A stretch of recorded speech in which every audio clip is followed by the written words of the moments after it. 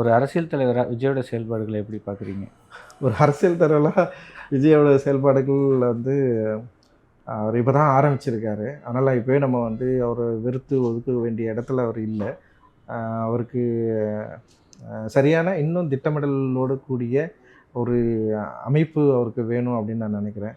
அ ஏன்னா மக்களை சந்திக்கிறது, மக்கள்கிட்ட பேசுறது, மக்களோட சேர்ந்து பணி செய்றது அப்படின்ற ஒரு முடிவை எடுத்ததுக்கு பிறகு, இன்னும் தன்னை வந்து பலப்படுத்திக்கிற, தன்னுடைய தளங்களை விரிவுபடுத்தி, இன்னும் மக்களை நேரடியா களத்தில போயிட்டு நின்னு பேசுற ஒரு வாய்ப்பை அவர் ஏற்படுத்திக்கணும் அப்படின்னு நான் நினைக்கிறேன். ஏன்னா, நம்ம பக்கத்துல உள்ளவங்களுடைய வாய்ஸை விட, மக்களுடைய வாய்ஸ் ரொம்ப ரொம்ப முக்கியமானது. அவர்களோட நேரடியா பேசுறப்போ, அவங்களுக்கு என்ன வேணுன்றது தெரிஞ்சுக்கிறதில்ல, அவங்களோட விருப்பங்கள் நிறைவேற்றுறதில்ல. நம்ம இன்னும் மக்கள்கிட்ட நெருக்கமா ஆகணும் அப்படின்னு நான் வந்து நினைக்கிறேன். அண்டு அவருடைய நோக்கம் நிச்சயமா நல்லதா இருக்கு.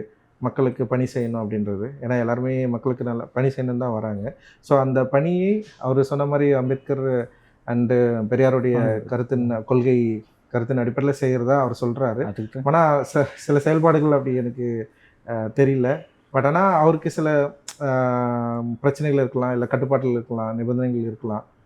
அந்த நிபந்தனைகள், கட்டுப்பாடுகள் சரியானதா அப்படின்றத அவர் இன்னும் கவனத்தில் எடுத்து செயல்படணும் அப்படின்னு நான் நினைக்கிறேன்.